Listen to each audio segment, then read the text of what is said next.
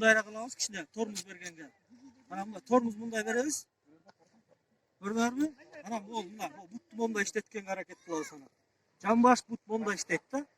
Ушул көнүгүүнү лыжасыз кылып алып, мындай.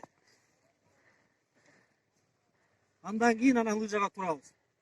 Бул ана мына кой беребиз, кайра тормуз. Кайра кой беребиз, кайра тормуз. Кайра кой берип, кайра тормуз.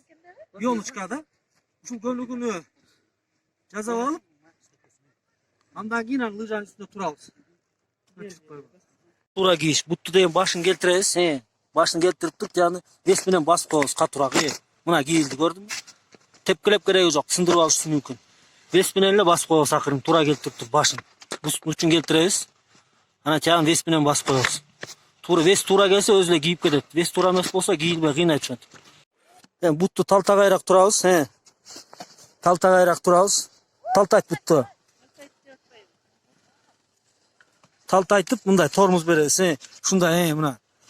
Дагы мындан да көбүрөөк шире ал. Шире ал.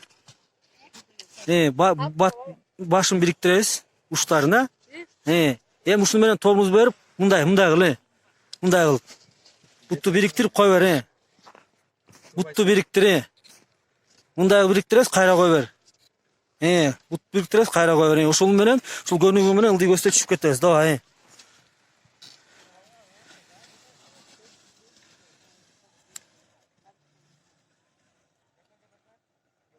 Мына жаңы биринчи жолу тепкен бала, биринчи жолу тепкенде түшүп кетти, көрдүңөрбү?